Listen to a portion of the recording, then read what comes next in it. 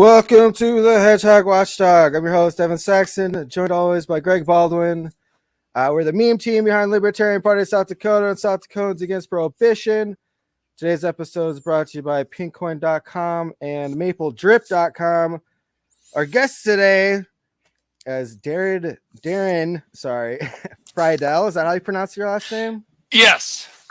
Darren Freidel.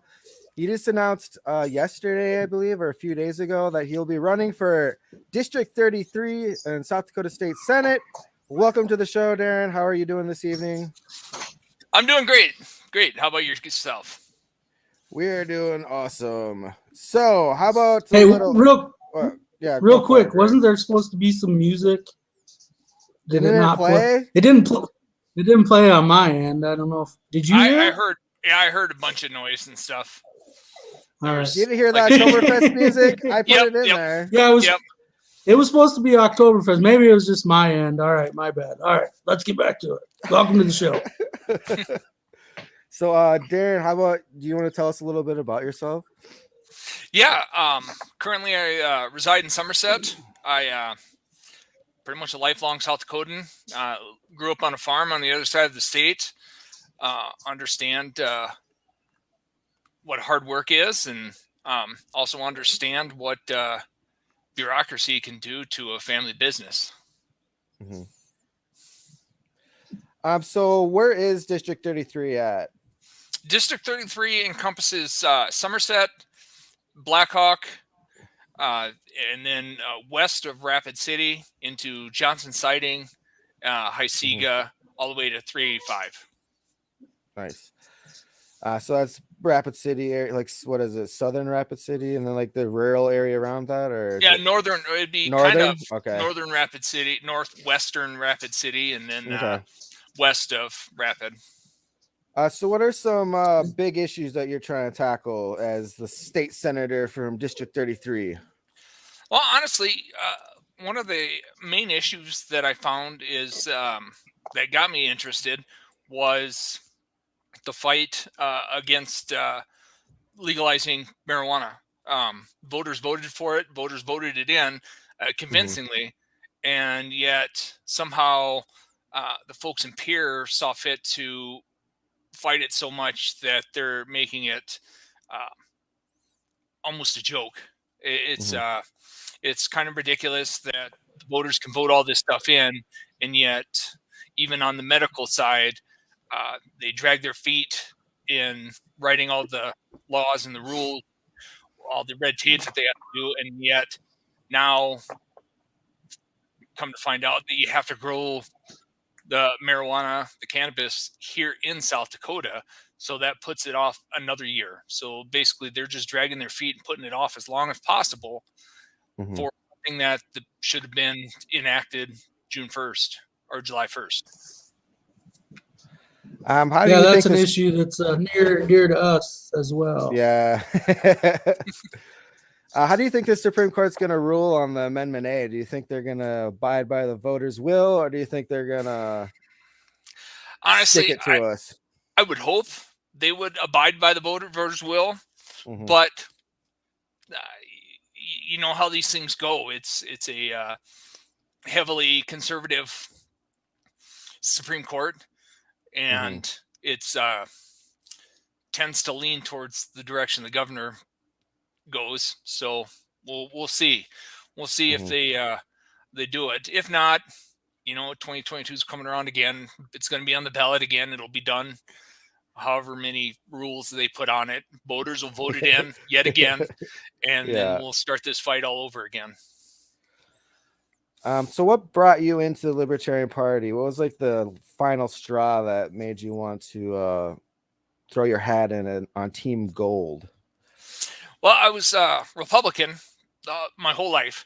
I'm actually fairly conservative, but I don't agree with restricting individual freedoms. I don't think that it is the government's responsibility to infringe on rights. I think it's more the government's responsibility to uphold the rights of the people. I caught myself sitting there agreeing with some of the stuff Republicans say, some of the stuff Democrats say, not much, but there's some that I agree with, and going, there's got to be a middle ground. And that's when I started researching the Libertarian Party, and then talking to some friends of mine and stuff like that. And we kind of just political debates and realized that I'm more middle ground, free individual, free thinking type of person, to where I don't know. I've questioned authority my whole life. I grew up. I went through 20 years in the military, and I still even then, you're supposed to take orders. I still wasn't blindly obedient to everything that was going on there. So that's kind of what made me join Team Gold, thinking that I can make a difference. Kind of getting in at the early stages. I'm still fairly young yet, so just kind of trying to do the best I can for the future, because I got 2 kids, so I'm hoping that I have a brighter future for them by the time everything's done.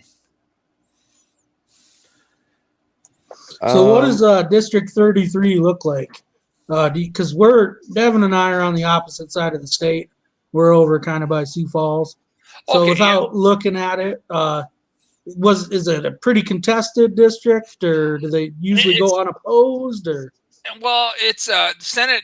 There's always someone runs. Multiple Republicans run, obviously, because it's a heavy Republican deal. But currently, the one of the Senate seats that I'm going for, the gal is running for House of Representatives against Dusty Johnson. So it kind of opens it up. It's not, at least where I live, not heavily campaigned, because I think a lot of the Republicans know they just have it in the bag, and people are going to go on name alone and go from there. So honestly, I figure I can get myself in there. People can hear what I have to say, see that I am a very middle ground, right-leaning, just let the people decide what they want to do type of person. And maybe, who knows, I get elected and go from there. Do you have a campaign strategy in mind that you're going to be pushing forward? As far as my campaign strategy, it's probably much going to be, since social media is everything, it's going to be a lot of social media.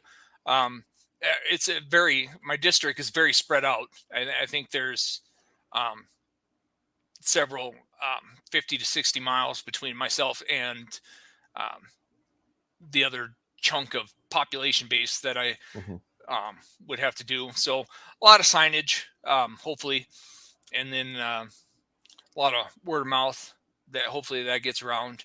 I'm not one to not go door to door knocking on people's thing. I'm not Jehovah's Witness, so I'm not going to. I don't like it when people interrupt my evening. I'm not going to be that guy that goes and interrupts other people's evenings. But I figured if I have my name out there enough, have some town halls where I invite people from the communities to come and ask me questions and everything, and then hopefully get a debate with whatever candidates are going to go up there, so we at least can inform the voters and they can see that there's I hate to say it, but a better option than voting red. Is this your first political campaign? Yes, it is. Yes, it is. I ran a charity for a few years, seeing kind of just the stuff, the crap you have to go through to do good for humanity is ridiculous. I mean, when a charity has to come up with money to feed the IRS, when they're a nonprofit, they're a fully nonprofit where no profits go to anybody. I mean, it was ridiculous to where I was digging out of my own pocket so I could pay the red tape fees and stupid crap that the IRS enforces on us. So that kind of led me to go, I need to I need to get in there. I need to see what I can do. You mentioned that you were in the military for 20 years. Yes. Did you serve any tours of duty in Afghanistan? I did it. No, I did tours in Iraq. A lot of my buddies toured in Afghanistan, and that's I was going to ask about your thoughts on Afghanistan, where that withdrawal that Biden pulled off. It's an absolute shit show. Mm-hmm. He is by far the most inept president I've ever even heard of. I mean, it's ridiculous on how the planning went, where you don't pull, like in a football analogy, if you want to score a touchdown, you don't pull your offensive line before you run the ball.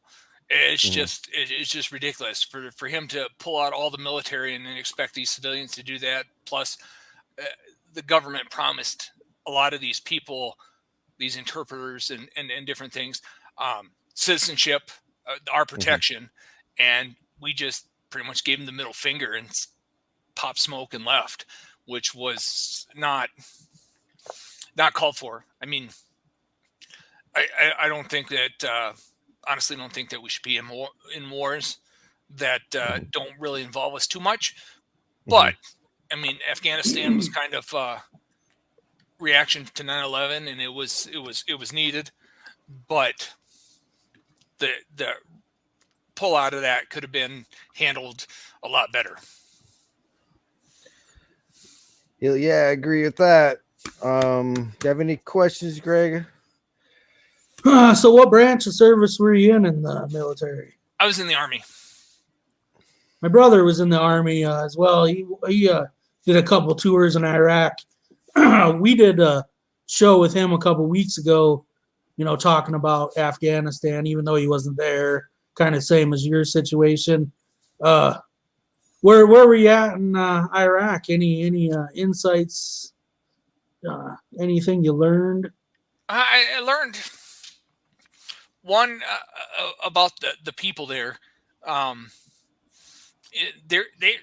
The people, it was almost ingrained in them when we first, because I was in part of the initial invasion, and when we got there, they just assumed, since we beat Saddam Hussein, that we were making Iraq a piece of America.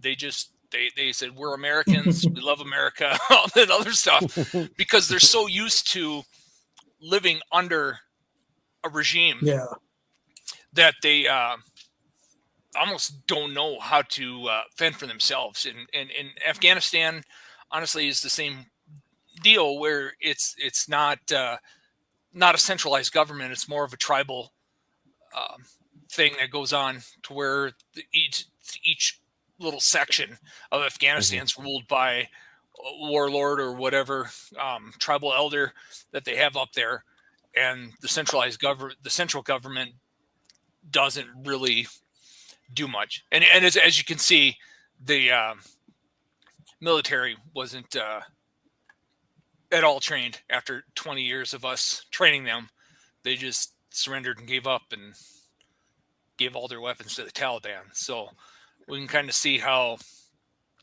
that area of the world ends up going, and it's unfortunate. We did a lot when I was in Iraq. We did a lot of good things. We made schools, improved their infrastructure, and then the insurgency hit, and it was just a mess after that.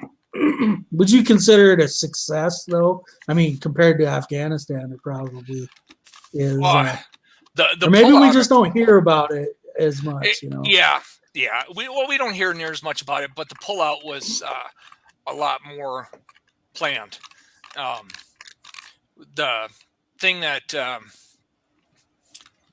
honestly, the thing that kind of helped us in Iraq was ISIS popping their heads up.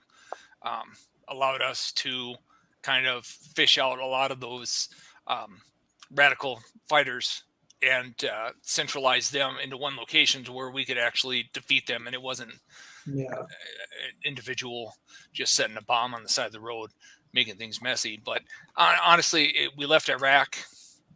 Iraq has the ability to actually bring in income with the oil, whereas Afghanistan, I think their biggest cash crop is opium, and we all know that's not legal to ship and do all that other stuff. So I don't know. Iraq compared to Afghanistan, yeah, it lasted a lot less. We were fighting a lot less, I think.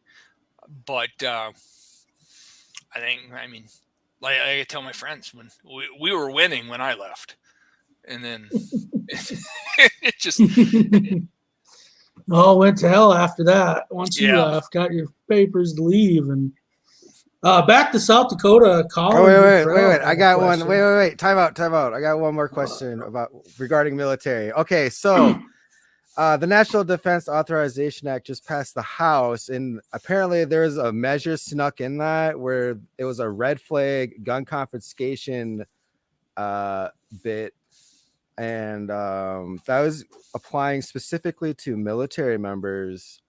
And I kind of read through it, and it's basically what it is some kind of weird military court can take away veterans' gun rights. And Dusty Johnson, if you notice, it's on the far right, voted yes for this. So I was going to ask you, Darren, do you have any words for Dusty Johnson on voting for gun confiscation for military members and veterans? Honestly, ever since Dusty ran, I didn't vote for him. I kind of think he's political weasel. Just he'll do whatever it takes just to make the almighty dollar and make himself look good. So it doesn't surprise me. If you think about in the event of the Second Amendment actually being utilized, we'll say that, where the citizens have to actually defend themselves and rise up, the first people that you're going to want to get rid of is the military. So your prior service veterans and all that. I don't know. I don't subscribe to the thought process that we should be taking guns away from people. I don't think that it's good at all. And for people that like Dusty Johnson and all that supposed to represent us, it's kind of a slap in the face. But it's Washington politics. Yeah. I mean, we can't expect any different. They're gonna vote their party line crap that they do and not really do anything for their constituents. And the way voting goes now, incumbents 9 out of 10 times are going to win anyway. So he's sitting in his little perch going, no one's going to vote me out. No one's going to run against me that can beat me. So I'm just going to do whatever I want. All right, Greg. Yeah, that's Colin's question. Yeah, I was just going to say quick to that topic. That's kind of one thing that made me want to become a libertarian too, was that you start to see that there's no way to hold these politicians accountable for their actions, because kind of like what you just pointed out, the Republicans are going to vote for the Republican candidate next year, and it's probably going to be Dusty Johnson. Sure, they'll primary him and they'll try to beat him, but at the end of the day, they'll toe the party line. They'll still vote for Dusty Johnson. And you just see that where you can't hold these politicians accountable. They're pretty much in Congress until they decide they want to leave. Exactly. And that's one of the things that I've always believed is there should be term limits that serving in Congress. I mean, there's term limits for the president. What's the difference about the government? We're basically having a dictatorship by committee with all these politicians that are sitting in office forever. You look at Nancy Pelosi, is like 200 years old. She's been there forever, and nobody runs against them. Nobody that could win runs against them. And then And looking at the approach to electing the president this year, Biden. That's the Democrats' best hope was Joe Biden. I mean, yeah, out of like 18, there were 18 candidates on stage at one point, and somehow it whittled down to freaking Biden. The two biggest draws out of them were, again, elderly white men. So I mean, obviously I'm white, so I don't have a whole lot of room to talk. But really, the best you can do is Joe Biden, and South Dakota. Yeah. It's like with us, it's the best we can do is Dusty Johnson for House. I mean, come on. Yeah. All right, we'll get to Colin's question finally. Colin had a question. What are the top things in the legislature can Darren fight for that will change District 33 for the better? Well, honestly, I can fight to eliminate some of the regulations. I mean, obviously, we're in an over-regulated society.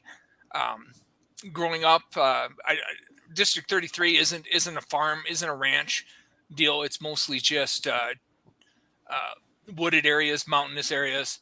So, I mean, we don't have a whole lot of what you would say agricultural based stuff, but we also don't have a lot of businesses. We don't have a lot of entrepreneurship going on. So I would look into that, seeing if we can spur some of these, like Somerset, for example. I think last I heard we were at like 2,000 people. And we have a grocery store that we adopted from Piedmont and one restaurant. So what's holding back these businesses from going forward and establishing up here? The other one is another thing I would do is kind of work on what the people want to see. I mean, that's the problem with a lot of politicians now is they don't listen to the people. They vote whatever their party tells them to. Well, if I'm to understand libertarians right, we're kind of free thinkers. So if I have constituents of mine that are running into issues with bureaucratic red tape or that other stuff, I'm going to do my best to eliminate some of that. Like I said, with agriculture and all that other stuff, part of my problem I have is my family has agriculture right now. And if my dad were to die today, we have to pay 30-40% of what the estate's worth in taxes because he died.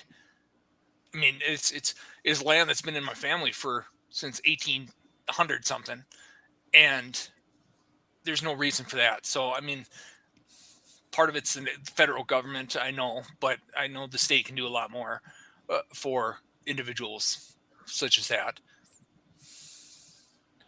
If you were in the Senate now, would you vote to impeach Jason Ravnsborg? Yes, in a heartbeat. in a heartbeat. It's no. I don't know about you guys. I've hit deer at night before. Mm-hmm. I knew I hit a deer. Because so how can you hit somebody and then drive off, not look at your vehicle? Because first thing I do is look at my vehicle to see if I got what kind of damage it did, if I got a headlight out, if I got a watch or that. So for me, no, he kind of surrendered his authority after that incident. Had he stopped and actually took responsibility for it, then yeah. Had he not accepted a ridiculous plea deal to where he basically got a slap on the wrist, and then now he's gonna hold the higher ground and go after investigate Kristi Noem for nepotism. Really, come on. I mean, the hypocrisy in government's ridiculous, and Ravnsborg is honestly, he's a joke now. Yeah, I heard he's still going to run again next election. It's going to be interesting. It's going to be very I interesting. can't imagine that's going to go well. But you look at it's South Dakota politics. It's been that way forever. Remember the Bill Janklow incident where he hit somebody and got nothing for it? He was speeding and ran a stop sign, smoked some guy, and got nothing. Absolutely nothing. He at least sat, I think, maybe like a week or two in jail, maybe. No, I think he said 100 days. So was it 100 days? Yeah. So, they ended up giving him his law license back. I think one of the things with Roundsburg, I mean, we've talked about it to death on here, but I think it just shows the level of corruption in South Dakota, because the guy was guilty of reckless driving. In fact, one of his charges was literally being on his phone while he's driving. And so he was proven pretty much to be on his phone when he ran this guy over, and it's like anybody else would have been charged reckless driving, and the judge acted like he couldn't even sentence him to jail time, which wasn't true either, because both of the misdemeanor charges carried a maximum of 30 days in jail. So the judge has leeway in their sentencing, and they could totally have made an example out of him, and made him do at least a month in jail. And honestly, I'm not even mad at the judge, because this is all on Jason. I think that's his first name. Yeah. He is the highest legal authority in the state of South Dakota. He is the be all end all for law in South Dakota. And he can't even, with a straight face, how can he perceive to enforce laws and interpret laws when he's in clear violation of numerous ones? Yeah. So honestly, why I don't understand why he didn't step down. It still dumbfounds me. And then he's still going to Lincoln Day dinners for the party. I mean, honestly, for the party to still accept him is another black eye on the Republican Party in South Dakota. Even the National Guard had promoted him or something, and then there was a bunch of public backlash against that, and then they were like, "Well, we'll wait until." They kind of walked it back, and we'll wait until the court case is over or whatever. Well, it's just amazing. To me, that's kind of a giant conflict of interest in itself. Him still serving in the National Guard, him being I believe he's a JAG, so he's a Judge Advocate General lawyer with the National Guard. So he is essentially working for the voters and working for the state at the same time, to where I think that's a huge conflict of interest. I honestly don't think that he should have stayed in the National Guard himself when he takes public office. I mean, it's to me, it's kind of a double standard. Hell yeah. All right. Should bust out some headlines now. I'm game. Well, we'll just finish up with your candidacy here real quick. We'll look forward to helping you out in any way we can next year when you get to running, and we'll definitely have you back on next year and do a more formal, almost like campaign video for you. You know, you come on, tell us what you want the voters to hear, and then you can plug it to your audience. I didn't have that. Me and Devin actually have ran for office before too. I ran for State House in 2018. Devin and I ran for Senate in 2020. Devin ran for Public Utilities Commissioner last year. So we got a little bit. We've dipped our toes, got a little bit of experience and knowledge, and we're more than happy to help out anybody. And we like to see new people coming on and taking up the mantle. And you seem like a pretty good guy and a pretty good candidate, I would think. Yeah, I agree. All right, let's do some headlines. All right, Okay,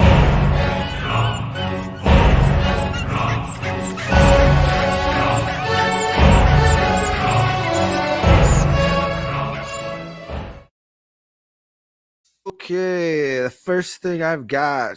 Everybody's been talking about this lately. This is a big story in South Dakota. State lawmakers weigh options to investigate alleged conflict of interest involving Nome. This is regarding her daughter getting her appraisal license for housing, apparently. And I guess she had a big meeting with all the heads of the departments involved in the housing appraisal process. And the person who didn't give Christy Nome's daughter her license was forced into retirement. She was going to sue the state for age discrimination, and then they gave her $200,000 taxpayer money to hush her up. This apparently happened last year and didn't even hit the news till this year. So my thoughts on it, I guess Christy Nome's going around saying now that she's doing this because there's too many regulations with the appraiser process. And I guess my thoughts are, I think it's hilarious how politicians always want to be libertarian when it involves their personal family members, but when it's everybody else, they'll just take their sweet time on getting rid of these regulations. What do you guys think? I didn't know some of those details, but my honest opinion is, I applaud her for making regulations a little bit, getting rid of some regulations to actually implement, make it easier for people to move forward. I applaud that, but seriously, this is like her kid. So now suddenly it's an issue. Why it wasn't an issue before? When I'm assuming people have complained about this before, because it can't be just a magical thing where Christy Nome's daughter goes to get a license and they make it bad for her because she's Christy Nome's kid.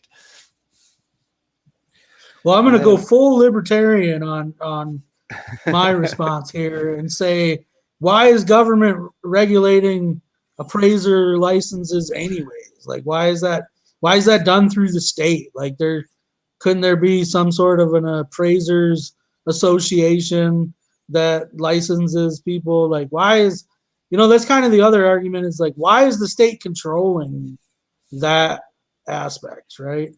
Yeah. Too bad Christy Nome doesn't have a kid in every field that's regulated, because then we get super libertarian.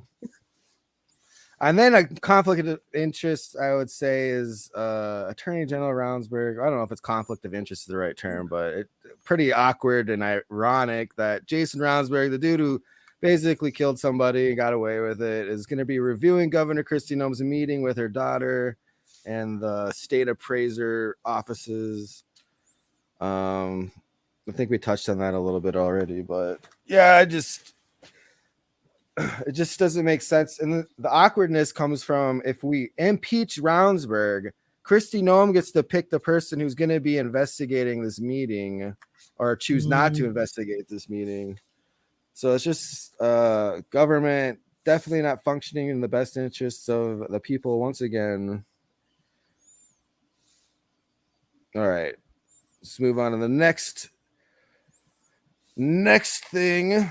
Let's see here. I actually think it's kind of a good thing that those two are like battling it out, because Nome's been trying to distance herself, and she's actually been calling for Ravnsborg to resign ever since his little incident.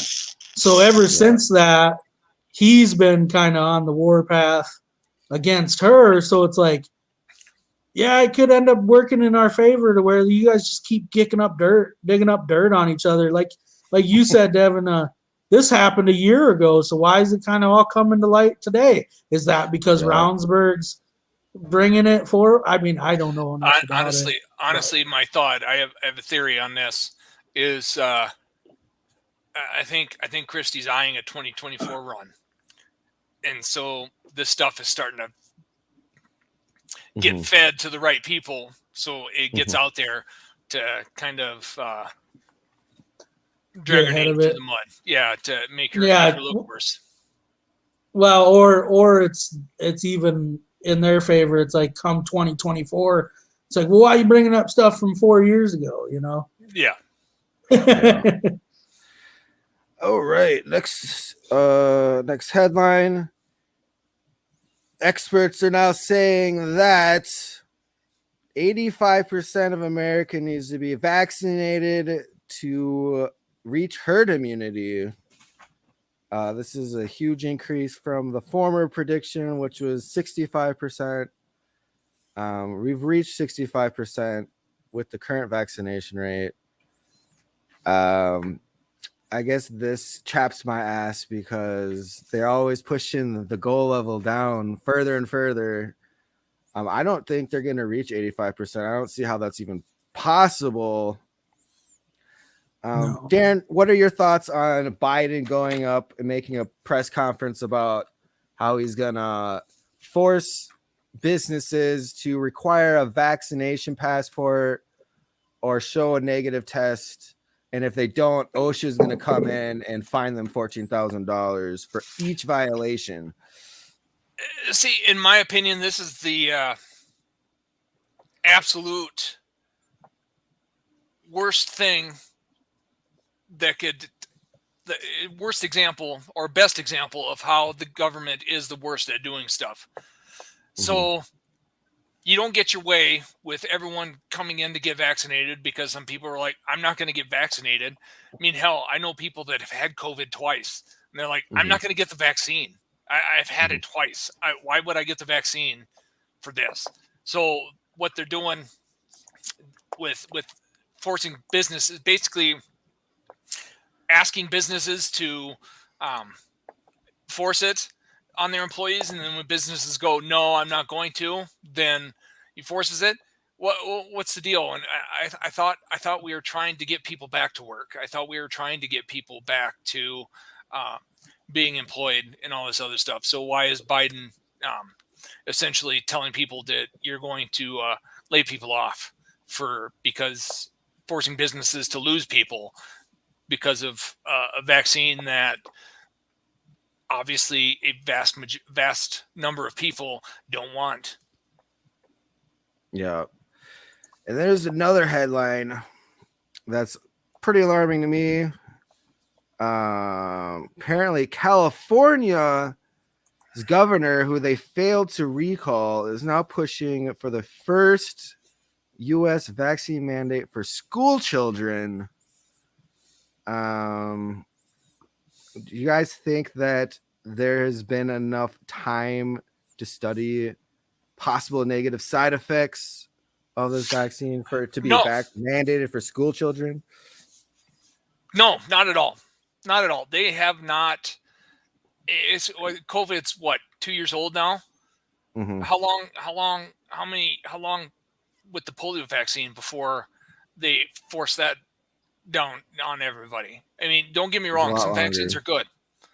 Polio, measles, mumps, rubella, all that stuff is I mean, the vaccines I have proven to work, but this one, it's not been around long enough to be proven to work. I mean, honestly, I got the vaccine, but I told a friend of mine, I've spent 20 years in the military. They pumped me full of so much stuff. I figured the vaccine's not going to do much worse than what they already pumped me full of. So them doing this, and it would be California, wouldn't it? Being the dictatorial state that they are, with forcing this kind of thing on people. And don't get me, at the end of the day, isn't a lot of the anti-vax movement out of the West Coast? I think like the Pacific Northwest is huge with anti-vaxxers, and then California's got to be right up there too. So won't they figure out which direction they're going, I guess? Yeah. I guess people need an excuse to move from California. I don't know. Another excuse.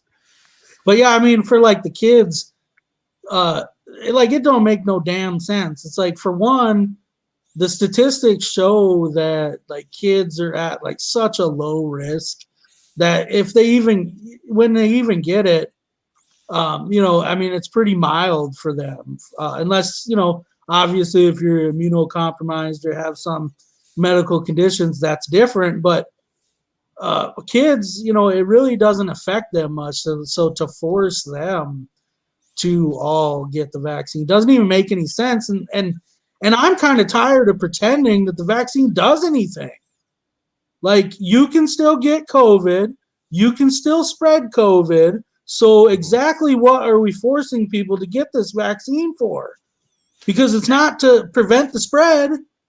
No, it is not. It is not. And to be completely honest, from what I've read, because I've studied this a lot. I study a lot of the stuff that I have to that I do, but it lessens the effects of COVID.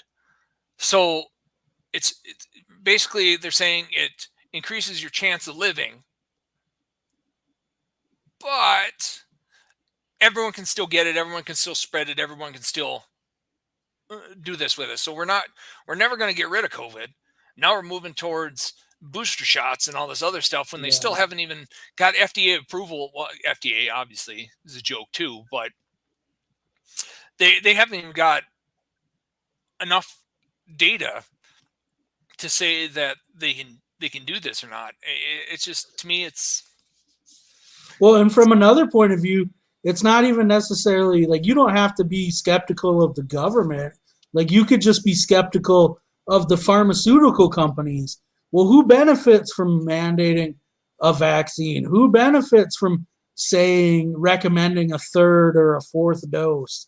The pharmaceutical companies 100% benefit from that. And they're essentially getting free checks written by the government right now, to produce these vaccines, to hand them out to people. And I think you always got to be.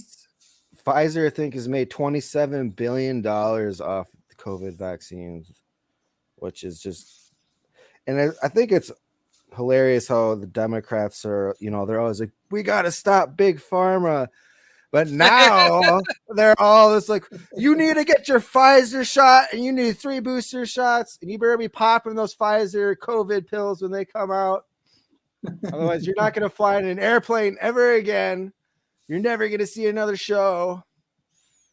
That's another sad thing. The government's infringing on more rights with this whole thing by, restricting people's travel. And it's just kind of crazy. And there's another headline that kind of leads into what Greg was just mentioned. Let me find this. Here we go. Murders surge in 2020. They increased by 30%. Let me get the article up here.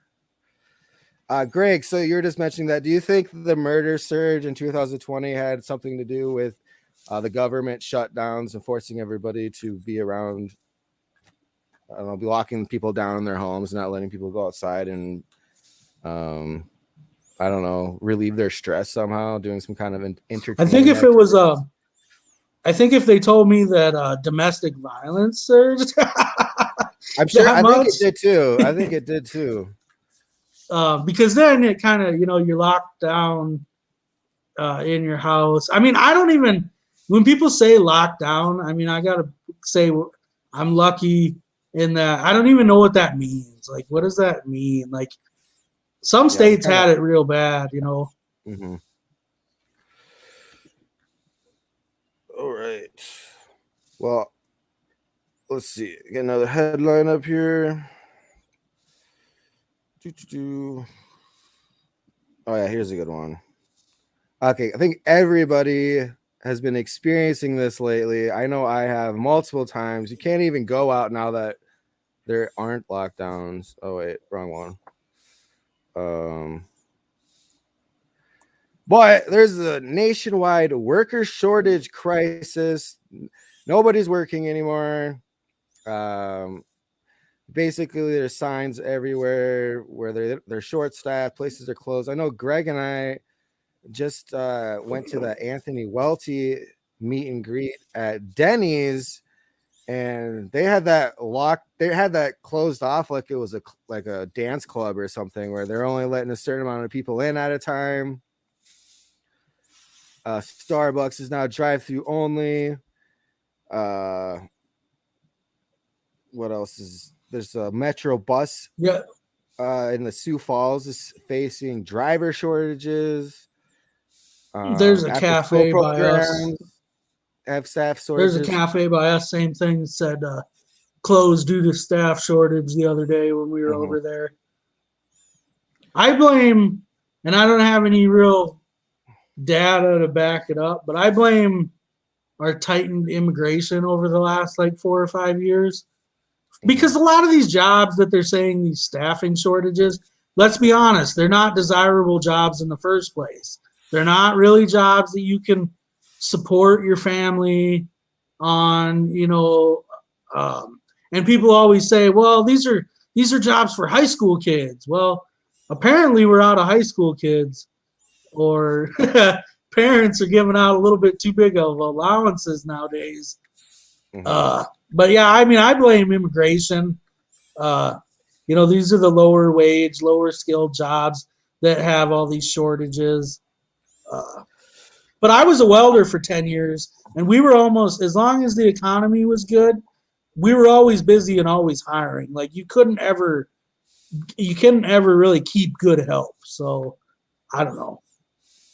Yeah, I think a way they could alleviate these staffing shortages immediately is if they ended the drug war and just let every nonviolent offender out of prison. And I'm sure those jobs would fill up real quick. I know South Dakota has, 60% or 80% of the people in jail are for drug crimes. Well, I know women, it's like 70% of women are in prison for like drugs. Yeah. And then obviously I think a reason it was the government federal money that they're just printing out like mad dogs, giving everybody this money that's not backed by anything. Do you guys think that in the near future, if they keep this up, that will be like the Weimar Republic in Germany, where we have wheelbarrows full of cash to buy loaves of bread? I honestly think that if the prices still keep climbing the way they are, then yeah. I mean, honestly, how gas, for example, fuel, how high has that climbed in the last 2 years? I mean, it's ridiculous. Chris German says baby boomers retiring may have partly be due to with staffing shortages. I totally botched reading that comment. Sorry, Chris. But yeah, a lot of all different factors coming into play at the same time, and it's definitely I don't know, man. I'm annoyed by it. It definitely chaps my ass when you go out and there's a big sign that says that sorry, we're closed because we have staffing shortages, and it's like, what the hell, man? Well, on the plus side, the big winner in all this has been the laborers, because starting wages have like really increased in the last couple of years. I mean, I was just recently down at like our local Walmart in Vermilion, and they were talking about paying up to like $18 an hour to start to work at Walmart. And so the one thing, I mean, I guess my piece of advice for anybody that's worked at the same company for like a decade plus, you might want to start looking into other jobs, because sometimes if you work somewhere for so long, like you don't keep up, your pay doesn't keep up with inflation, But I would just, I don't know. Everyone's hiring. I would bring in more immigrants. We got lines and lines of people waiting to get into this country, and most of those people would be more than happy to make you a cup of coffee in the morning, or to make you some pancakes at Denny's or whatever. I've always kind of thought we were moving into a little bit too much of a service industry economy anyways. We produce less and less, which is why you see production shortages. You go to the store and there's some random item that they just can't seem to keep in stock now. And then we keep adding these service industry jobs, which nothing against that, but what do you think? I honestly think you're right on there with not producing stuff. Look at the automakers right now; they're laying off people at a rapid rate because of the chip shortage. They can't sell vehicles. They got lots and lots full of brand new vehicles that a microchip is holding them up, and we as America have moved away from. It's almost like these jobs are too good for us. This work is too good for us, so we're going to have China do it. You reap what you sow. Another news article along the lines of what we're talking about. Ports in California have never been this busy, and it's adding to shortages of everything from furniture to electronics. I saw I don't know, I was hoping this would have like a infographic, but I saw an infographic where they weren't getting it in the ports because of some new government regulations. Let's see. Well, I think or anchored. This isn't necessarily the. Yeah, go ahead. This isn't necessarily the ports, but I think definitely government regulation has played a role in the trucking industry. You know, that's one thing that they keep saying with these shortages. Oh, we got a shortage of truckers, and we got a shortage of truckers, and I mean, I don't doubt that we have a shortage of truckers, probably because they've always been hiring constantly, but the government overregulated the trucking industry, and they now make you, you know, I don't know the exact, I think it's like 10 hours. Like you can only drive 10 hours, and then you're required to stop for like 12 or however many hours, or 14. I think it's even 14 hours or something like that. And it's like, so these truckers are spending, you know, that's why I don't know if you travel the interstates a lot, but if you travel at night, trucks are always pulled over on the off ramps, in the rest areas, in the truck stops, and just hundreds of trucks on the side of the road, essentially, because they've been regulated to the point where they can only drive X numbers, or, you know, X hours a day, you know? Yeah. Yeah, it says here the wait time at ports is currently 8.7 days and will likely go up. This is going to affect everything from furniture to auto parts, clothes, electronics, plastics. So good luck with your Christmas shopping this year. It's definitely going to be dog eat dog out there. Well, you know what? There ain't no weed shortage because that's homegrown. We don't import that shit.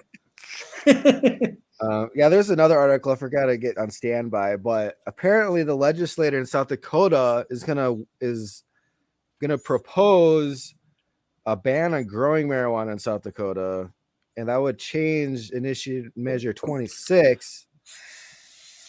Do you guys think that they're meddling with the will of the voters? I know over 70% of South Dakota voted for Initiative Measure 26 as is. What are you guys' thoughts on the legislator trying to overrule the will of the voters? 100% is what they're doing. I mean, like I said at the beginning, they drag their feet to make however many hundreds of regulations for cannabis sellers, and then they make it so you have to grow the weed here in South Dakota. Well, now they're going to ban the growing of weed in South Dakota. It's exactly what they're doing. They're just using legislative loopholes to circumvent the will of the government because they know better than us, apparently. Yeah.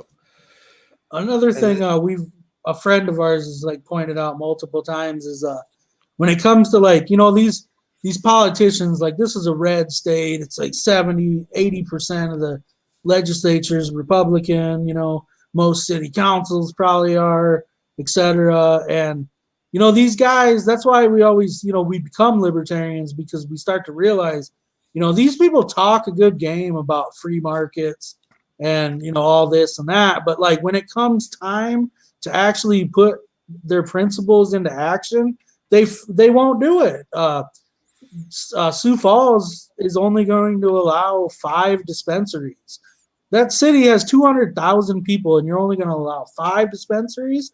Rapid City, I saw their proposal was something like 15 dispensaries. But why limit it at all? Why limit it at all? It's you just look at Watertown.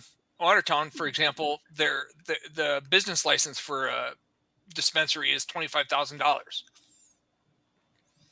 Who's got $25,000 in their pocket? Oh. Yeah. I'm pretty sure they limited on who's doing it. I mean, it's South Dakota. Of course, they're going to tell you they can't. Nobody's real free market here. Goddamn. Yeah. But like the principles of the free market would say, you sell as many licenses as people want to buy, and you let as many companies start up as they want. And if that happens to be 50 companies start in the next year, well, then 50 companies start. But you know what? A couple years from now, half of them or whatever will probably go out of business, because the market will figure out, how many it needs, Exactly. I mean, you got to give the entrepreneur a chance to actually be an entrepreneur and not overregulated to the point where now you're looking at the five dispensaries in Sioux Falls. I can almost guarantee you that it's going to be 1 or 2 people own all 5 dispensaries.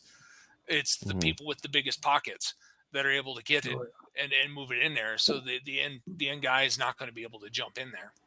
Well, and the government, whether they did this on purpose or not, they basically, I don't know how I want to phrase this, but they protected. So the 5 people that do get lucky enough that get a license, are now extremely lucky, because before they were going to have to start a business. And like most people that start a business, your business might fail. It might be successful. You don't really know. But I tell you what, when you limited the capacity to only 5 in the whole damn town, that business is going to be successful. You got no competition. The government eliminated all their competition, essentially, Let's see here. Dusty Johnson thinks that he has an advantage getting young voters to vote for him. Dusty Johnson, in case you forgot, opposed legalization of marijuana. Do you guys feel that Dusty Johnson has any advantage with young voters in South Dakota? I mean, obviously, he looks like Ned Flanders from Simpsons. So I mean, that was probably my favorite character when I was growing up. Of course not. He doesn't have young voters. But then again, how many young voters are actually voting? I mean, that's my thought process is the voting age is aging. We're getting less and less people actually participating in our given right, and eventually it's going to dwindle down. To where we're going to be like American Idol, where if you call in enough times, that's how many votes you get a count for. So, no, I don't think he does. I think a lot of these politicians are, especially in South Dakota here, are way off base for what the people actually want. Chris German says, some new information I didn't know. No one with a medical card will be allowed to own firearms. That's from the Sioux Falls Police Department chief. Yeah, I think that's bull. I know when you go to fill out your application to get a firearm, when you go buy one, there was a question about if you had a medical marijuana card, but that was like 5 years ago last time I filled one of those out. So I was hoping that would change in South Dakota, but apparently that's not changing. Do you guys feel that people with medical marijuana cards should be allowed to own firearms? Yeah, 100%. I think everybody that it's our legal right to own a firearm. I mean, I own several myself. And I'm not going to have the government tell me that I can't own one, or Sioux Falls police chief tell me that I can't own one because I have a medical marijuana card. I mean, it's ridiculous. It's turning into a California-like state, to where they overregulate the owning of a handgun, to where, like, if you or I were to travel through California, we have to have if we have a pistol with us, we have to have it fully disassembled, locked in 20 different boxes, just to travel through the state. And heaven forbid, if you're just driving through and you get pulled over and you happen to have your handgun. I mean, it's ridiculous. Yeah, you've been going away for a long point time. Yeah, exactly. All right. Well, that's all the headlines I've got for today. Just shout out to Darren for coming on the show today. Colin had a comment earlier I forgot to put up. Colin says, Colin DePrell can sure find the best candidates. I agree, Colin. Darren is a great candidate. I think he's going to do really well in 33. Hopefully we get our first ever South Dakota Libertarian state senator. Records are going to be broken, I hope. And it's going to be an interesting election coming up in 2022. Any final thoughts, Greg or Darren? I watched this show Gold Rush, and Darren reminds me of a guy on there. He's got the beard and kind of, I don't know, it just reminds me of. I love that show. Anyway, Kyler Nygaard says, "Good luck, Darren." Well, I really appreciate you guys having me on. Honestly, just I'll come on anytime you want. You need a guest. I'll be more than happy to. I had fun doing this. Yeah, we'll definitely have you on next year. During the peak campaign time, and then we can help you promote your campaign and everything else. It's going to be pretty awesome. We got a few candidates already lined up for next year, so it's looking pretty good for us, as Devin said. I think we're going to have a record for as many candidates we'll have running in 2022. I bet we'll get up to 20 candidates running, and I think it's going to put a good foot forward for the Libertarian Party and get us established. Well, we've had a couple of candidates in your area, kind of in your area, that did pretty well. I don't know if you're friends with or know Gideon Oakes. He ran a really good campaign in District 30 in 2018 and 2020. And then Kent Wilsey, you might have met him on Wednesday if you were at Murphy's. I'm not sure if you were there, but Kent was another good guy that ran a year ago. So you're in pretty good company out there, and there's some people close to you. Colin can call me. You and Colin and Gideon should have lunch someday, because Gideon knows a lot about. Like I said, he ran really good campaigns in 2018 and 2020, and he'd be somebody I'd lean on for info. Yeah, he's got the record at 30% right now, so we just got to get 21 more percent, and we're good. We got it. Well, I didn't start this campaign to lose, so I'm going to do everything I can to win and make sure that the people's voices are heard. Thank you. Awesome. Well, thanks for coming on, Darren. We'll have you on again in the near future or the late future, just in the future, a bunch, hopefully. All right. You have a good night, man. All right. Thanks. You. Yep. All right. If you like the show today, give us. You should play that video quick. Play that video. It's a special video. Octoberfest video. Yeah. I'm drinking my Sam's October. Our special Octoberfest episode. I wish we could have more than one Octoberfest episode. It's like my favorite time of year, I would say. Oh man, my internet's being so slow right now.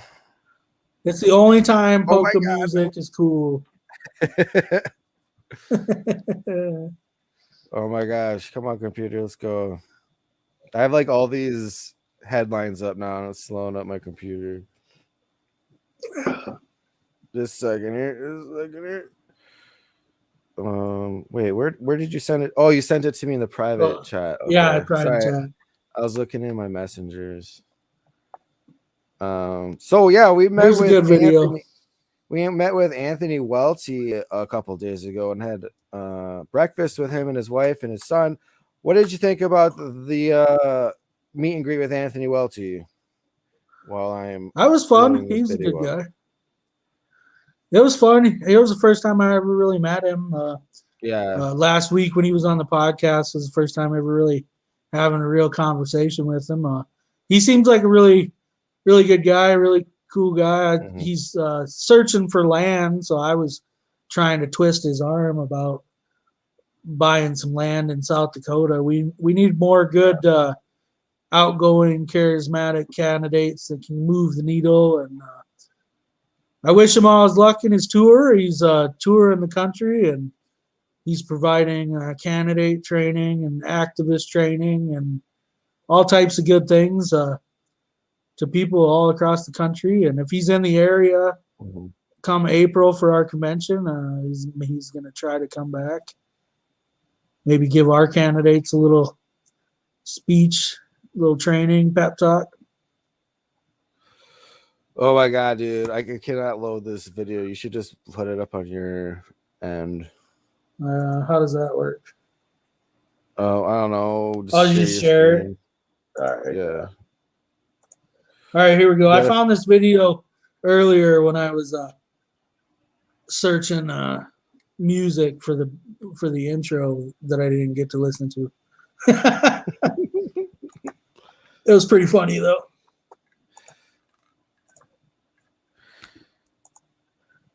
Let's see. Kyler Nygaard says, pick a county in South Dakota. Yeah. I've always said that South Dakota should be the Free State Project, and we should start with my personal preference would be Minnehaha County, or we could even start with Lincoln County. My home. You got to go with the rural county that's only got like 5,000 residents, like because they exist. Maybe not quite, but yeah. All right, here we go. We'll try this again. Here we go. Is it on there? All right. Yeah. And just press the full screen mode. What's that? Oh, where's the full screen mode? Oh, all right. Yeah. Right. Yeah. I don't know if I hear audio though. They'll probably ban us with the audio. Nice, dude. Nice. I should have played this for the intro video. But yeah, well, we're watching this German folk video. Reminder that episode is sponsored by Pinkcoin.com. If you're interested in getting crypto, hit them up. MapleDrip.com also. Check out their website. They sell coffee beans and they roast them to order too. So you're getting, if you order from MapleDrip.com, you're getting fresh roasted coffee. It's the same price you can get store-bought, but the store-bought stuff's not roasted fresh, especially for you. But that didn't work. It played, it just wasn't playing audio. Ah, damn it. Well, damn it. The whole episode was ruined. Flopped at the end. But yeah, I was mentioning earlier, subscribe to us on YouTube. Let's try and get 100 YouTube subscribers. We're about 50 right now. So if you haven't already, get all your Puppet accounts and all your backup accounts to subscribe to Hedgehog Watchdog. Then we can start super chats once we get enough subscribers. But if you're too good for YouTube, like us on Facebook. Follow us on Twitter at HedgehogWdog. You can check out some of our network podcasts on Free Speech Media. I don't have anything else. I think that's about all for me tonight. We'll see you in 2 weeks, and we should have a pre-recorded interview. We'll play with Martha Bueno. So that should be a very good interview. Excited to have her on. She checked out our booth at Freedom Fest and posed with the Liberty shotgun that we had auctioned off. Any final thoughts, Greg, before we sign out for the evening? No, not really. Just if she doesn't come on, we'll figure out with a government as corrupt as ours, we'll have plenty more to talk about by then. Yeah. All right. Thanks for tuning in. We'll see you, I think, October 17th in 2 weeks, 7 p.m. Central Standard Time. See ya.